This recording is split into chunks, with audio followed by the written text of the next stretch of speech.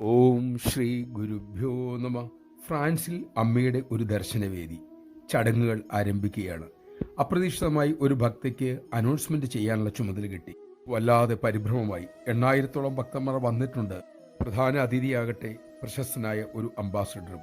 അവർ പ്രാർത്ഥിച്ചു, അമ്മേ, എനിക്ക് പ്രോട്ടോകോൾ ഒന്നും അറിയില്ല. ഇനി വേറെ ഒരു ജോലിയും എന്നെ ഏൽപ്പിക്കുകയും ചെയ്യരുതേ. ചടങ്ങ് ആരംഭിച്ചു.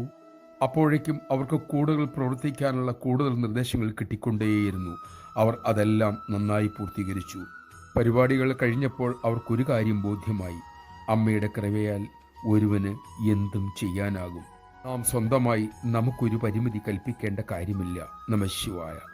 നമ്മുടെ പരിമിതികളെ അപരിമിതമാക്കുവാൻ അമ്മയ്ക്ക് സാധിക്കും.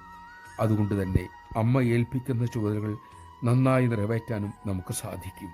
ആ ഉറച്ച വിശ്വാസത്തോടെ ഏൽപ്പിച്ചിട്ടുള്ള കർത്തവ്യ കർമ്മങ്ങൾ ചെയ്യാൻ നമുക്ക് ശ്രമിക്കാം.